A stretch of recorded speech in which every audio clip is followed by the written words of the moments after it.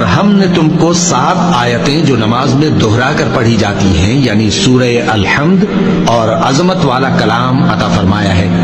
ہم نے کفار کی کئی جماعتوں کو جن کو فوائد دنیاوی سے نوازا ہے، تم ان کی طرف رغبت سے آنکھ اٹھا کر نہ دیکھنا اور نہ ان کے حال پر رنج و غم کرنا اور مومنوں کے ساتھ تواضع سے پیش آنا۔ توبہ کرنے والے، عبادت کرنے والے، حمد کرنے والے، روزہ رکھنے والے، رکوع کرنے والے، سجدہ کرنے والے، نیک کاموں کا امر کرنے والے اور بری باتوں سے منع کرنے والے، اللہ کی حدوں کی حفاظت کرنے والے،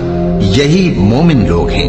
اور اے پیغمبر، مومنوں کو بہشت کی خوشخبری سنا دو، اور جو لوگ سونا اور چاندی جمع کرتے ہیں اور اس کو اللہ کے راستے میں خرچ نہیں کرتے، ان کو اس دن کے عذاب علیم کی خبر سنا دو، جس دن وہ مال دوزخ کی آگ میں خوب گرم کیا جائے گا، پھر اس سے ان بخیلوں کی پیشانیاں اور پہلو